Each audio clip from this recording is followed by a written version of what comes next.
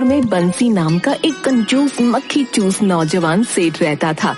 उसकी कंजूसी के चर्चे दूर दूर तक मशहूर थे। उसकी कंजूसी के कारण उसकी पत्नी और बच्चे बेहद परेशान रहते थे। बंसी आज भी दोपहर के वक्त आराम से पड़ा पड़ा खर्राटे लेकर सो रहा था कि तभी उसकी पत्नी रज्जो ने आकर उसे जगा दिया। क्या हुआ? इतने अच्छे अच्छे सपने देख रहा था, क्यों जगा दिया मुझे? दोपहर के 12 बज गए हैं, अभी तक तुम कुछ पकाने को लेकर नहीं लाए। राजू को भूख लग रही है, आज दोपहर में कुछ खाने को बनेगा कि नहीं? अरे कल ही तो मैं भिंडी लेकर आया था, इतनी जल्दी खत्म भी हो गई। बोल तो ऐसे रहे हो जैसे कि कल 5 किलो भिंडी लेकर आए हो। तुम जो भिंडी लेकर आए थे आधी से ज्यादा तो उसमें खराब निकल गई। और मत भूलो राजू अब 12 साल का हो गया है। अरे अगर 12 साल का हो गया है तो क्या 12 आदमियों का खाना खाएगा? कुछ तो शर्म करो, एक ही बेटा है हमारा। मेरी तो समझ ही नहीं आता कि आखिर इतनी दौलत का क्या करेंगे आप। अरे अगर मुझे दौलत विरासत में मिली है तो क्या मैं दौलत ऐसे ही लुटा दूं? तुम्हें पता है पैसे कितनी मेहनत से कमाए जाते हैं। अब सुबह सुबह मुझे लेक्चर मत दो, जाता हूँ बाजार। सुबह नहीं दोपहर बोलिए जी। और सुनो, बाजार में जाकर कल की तरह खराब सब्जी मत उठा लाना। सस्ते के चक्कर में तुम ये भी नहीं देखते कि कौन सी सब्जी खराब है और कौन सी नहीं, बस पैसे बचाकर उसे उठा लाते हो। अरे जिसे तुम खराब कह रही हो वो सब्जी खराब नहीं होती, बस थोड़े से दाग लगे होते हैं उसमें। और भी तो बहुत से लोग ऐसी ही सब्जी खाते हैं, तो क्या वो बीमार पड़ जाते हैं? हे भगवान, पता नहीं कौन सा दिन था जब मेरे पिताजी ने मेरी शादी आपके साथ की थी। एक आपके पिताजी थे जो कितने दयालु थे। उनके समय में कोई भी व्यक्ति खाली हाथ नहीं जाता था। और एक तुम हो विकट के कंजूस। तुम्हें अपने पिताजी का एक भी लक्षण नहीं है। हाँ हाँ जानता हूँ मैं पिताजी की तरह बेवकूफ नहीं हूँ। पिताजी एक बेवकूफ इंसान थे जो अपनी दौलत गरीबों और भुखमरों में लुटाते रहते थे। पर मैं अक्लमंद हूँ, मैं पैसे बहुत सोच समझकर खर्च करता हूँ। ठीक है, अब मैं आपसे बहस नहीं करना चाहती। जल्दी बाजार जाइए और सब्जी लेकर आइए, राजू भूखा है। बंसी झोला लेकर बाजार की तरफ निकल गया। पता नहीं मेरे बेटे को कितनी भूख लगती है।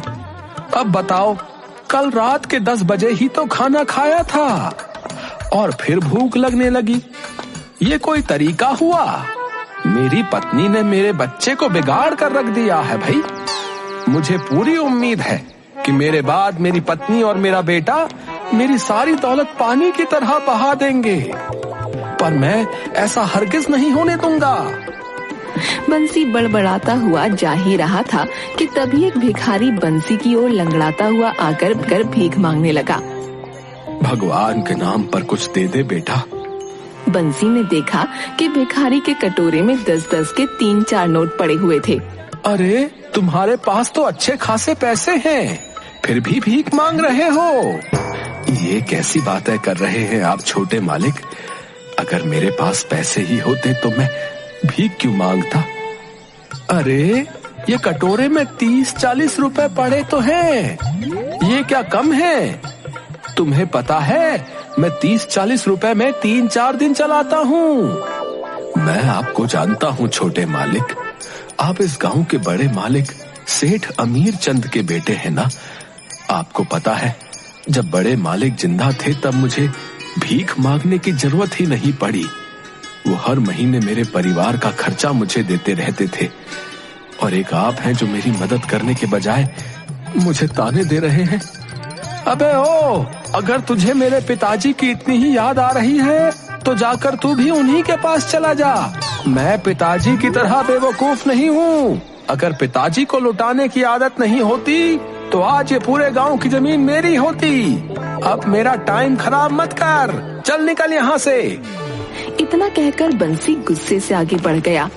भिखारी गुस्से से बंसी की ओर देखता हुआ वहाँ से चला गया। ए सब्जी वाले, ये आलू कितने रुपए किलो है? ये 20 रुपए किलो है छोटे मालिक। क्या 20 रुपए किलो? इतने महंगे? लेकिन कल शाम को तो तूने मुझे 10 रुपए किलो बताए थे। वो बचे हुए आलू थे छोटे मालिक, आधे से ज्यादा खराब थे वो, उन्हें हटाने के लिए आपको 10 रुपए किलो बताए थे। हाँ हाँ, मुझे वही आलू दे। लेकिन छोटे मालिक, उनमें से आधे से ज्यादा आलू तो खराब निकल आएंगे। अबे तुझे इससे क्या फर्क पड़ता है? ठीक है मालिक, जैसी आपकी मर्जी। इतना कहकर ठेले वाला नीचे से वो आलू निकाल लेता है। तभी बंसी बोलता है, रुक रुक, ये तो तूने पूछा ही नहीं कि मुझे आलू कितने चाहिए। कितने चाहिए छोटे मालिक? 250 ग्राम। क्या, सिर्फ 250 ग्राम? छोटे मालिक, 250 ग्राम में मुश्किल से 3 आलू ही चढ़ेंगे और उसमें से आधे से ज्यादा खराब निकल आएंगे। पागल हो गया है क्या? मैं पूरे दिन 10 रुपए की सब्जी खरीद कर अपने घर के लिए ले जाता हूँ। मुझे लेक्चर मत दे। चल जल्दी से, जितना मैं कहता हूँ बस उतना ही निकाल। बंसी की बात पर सब्जी वाले को गुस्सा तो बहुत आता है, लेकिन वो गुस्सा दबा कर रह जाता है। कुछ देर के बाद बंसी खराब सब्जियां लेकर अपने घर की ओर चला गया।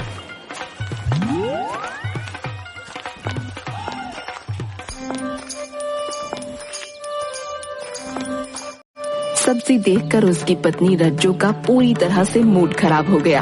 ये क्या उठा कर ले आई जी? अब तो तुम्हारी कंजूसी मुझसे बर्दाश्त नहीं हो रही। तुमने तो हद ही कर दी। पागल हो गई हो क्या? पूरे 10 रुपए की सब्जी है, इससे तेल भी कम खर्च होगा। 10 रुपए की सब्जी क्यों उठा लाए?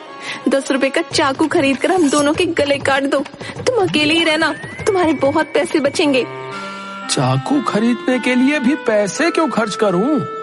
रसोई में पड़ा तो है ना। हे भगवान, मैं इस आदमी का क्या करूं? जाओ, नहीं बनाऊंगी सब्जी। मैं भी भूखी रहूंगी, तुम्हारा बेटा भी भूखा रहेगा। चलो अच्छा है, कम से कम एक दिन का खाना तो बचेगा। बंसी की बात सुनकर रज्जो पैर पटकती हुई उस खराब सब्जी को बनाने चली गई। बंसी फिर से आराम की नींद सो गया। कुछ दिन ऐसे ही और बीत गए, लेकिन बंसी की कंजूसी दिन पर दिन बढ़ती चली जा रही थी। एक दिन की बात है, रज्जो बंसी से बोली, देखिए जी, राजू के पास जितने भी कपड़े थे सब फट चुके हैं, उसके लिए कुछ नए कपड़े ले आइए। पागल हो क्या? उसके लिए पैसे खर्च करने की क्या जरूरत है? घर में इतनी चादर पड़ी हुई है, उन्हें काट कर दर्जी को दे आओ। नहीं नहीं, दर्जी को मत देना, वो पैसे ले लेगा। तुम तो सिलाई जानती हो ना, खुद सिल लो। पागल हो गए हैं क्या? इतने बड़े सेठ के बेटे होकर ऐसी बात करते हैं। हमारा बेटा राजू क्या घर की पुरानी फटी हुई चादरों के बने कपड़े पहनेगा? आपको नहीं लगता कि उससे कितना मजाक बनेगा उसका? कोई मजाक नहीं बनेगा। मुझे देखो, पिछले 3 साल से यही बनियान और यही पजामा पहना हुआ हूँ। किसी की हिम्मत है कि मुझे कुछ कहे? और राजू के कपड़े मैंने पिछले साल ही तो बनवाए थे। राजू की उम्र बढ़ती हुई है, तुमने जो कपड़े बनवाए थे वो फट भी गए हैं और छोटे भी हो गए हैं। मत भूलो कि राजू अभी बच्चा है। नहीं नहीं, मैं और ज्यादा पैसे खर्च नहीं कर सकता। बंसी की बात सुनकर रज्जो की आंखों से आंसू आ गए। मुझे पूरी उम्मीद है कल को राजू और मैं बीमार पड़ गए तो तुम हमारी दवाई के लिए भी 1 रुपया नहीं दोगे। अरे पहले के लोग जब बीमार पड़ते थे तो क्या दवाई से ठीक होते थे? जंगल की जड़ी बूटियां खाकर ही मुफ्त में ठीक हो जाते थे। ये तो आजकल के डॉक्टरों के चोचले हैं पैसे बनाने के लिए। मैं सब जानता हूँ, मुझसे ज्यादा अक्लमंद कोई नहीं है। बस बहुत हो गया, इससे ज्यादा मैं तुम्हें बर्दाश्त नहीं कर सकती। पत्नी होने के नाते तुम्हारी जितनी सेवा करनी थी मैंने कर ली। मैं और मेरा बेटा इस घर में अब एक पल नहीं रह सकते। जा रही हूँ मैं अपने बेटे को लेकर, पड़े रहो अकेले इस घर में। अरे जा रही हो तो जाओ। रज्जो गुस्से से अपने बेटे को लेकर वहाँ से चली गई और बंसी आराम से लेट गया। अच्छा हुआ चले गए दोनों। रोज के हिसाब से मेरे इनके खाने पर ही करीब 50 रुपए खर्च होते थे। 25 के हिसाब से महीने में बनते हैं 750 रुपए और 750 रुपए के हिसाब से साल में बनते हैं 9000 रुपए। बताओ, हर साल इनके ऊपर 9000 रुपए का खर्चा करना पड़ता था भाई। बंसी की पत्नी गुस्से से जंगल के रास्ते से राजू को लेकर चली जा रही थी। तभी राजू का पैर फिसल गया और राजू गिर गया। चोट तो नहीं आई बेटा? नहीं माँ। अरे तुम्हारे पैरों में से तो हल्का हल्का खून निकल रहा है। चलो वो सामने एक पेड़ है, वहाँ बैठकर आराम कर लेते हैं, फिर चलेंगे। रज्जो राजू को लेकर उस पेड़ के नीचे बैठी ही थी कि तभी वहाँ पर एक साधु भिक्षा मांगने आ गए। ईश्वर के नाम पर बाबा को कुछ दे दे बेटी। क्या बाबा, आप भी किससे मांग रहे हो जिसका पति जिसे एक पैसा भी नहीं देता? रज्जो की बात सुनकर साधु रज्जो को गौर से देखने लगा। मैं तुझे जानता हूँ, तू सेठ अमीर चंद की बहू है ना? अरे आप तो मुझे सचमुच जानते हैं, आपने सही पहचाना। वो बहुत अच्छे व्यक्ति थे। वो हर महीने साधुओं को जलपान कराया करते थे और उनकी खूब सेवा किया करते थे। हाँ, लेकिन उनके इस दुनिया से जाने के बाद उनके बेटे ने इस परंपरा को तोड़ दिया। वो दान देने में बहुत ज्यादा मशहूर थे और उनका बेटा कंजूसी में, वो भी इतना कंजूस कि इतनी दौलत होने के बाद भी अपने बेटे के लिए कपड़ा तक नहीं बनवा सकता। लगता है तुम अपने पति से बहुत ज्यादा परेशान हो। वैसे मैंने उसकी कंजूसी के चर्चे सुने हैं। सिर्फ तुम ही नहीं बल्कि पूरा गांव उसकी कंजूसी से परेशान है। जाओ बेटी, घर जाओ, कल से तुम्हारा पति सुधर जाएगा। सच में बाबा? साधु ने रहस्यमयी अंदाज में मुस्कुराकर कहा। हाँ, सच में। साधु के कहने पर रज्जो वापस अपने पति के घर चली गई।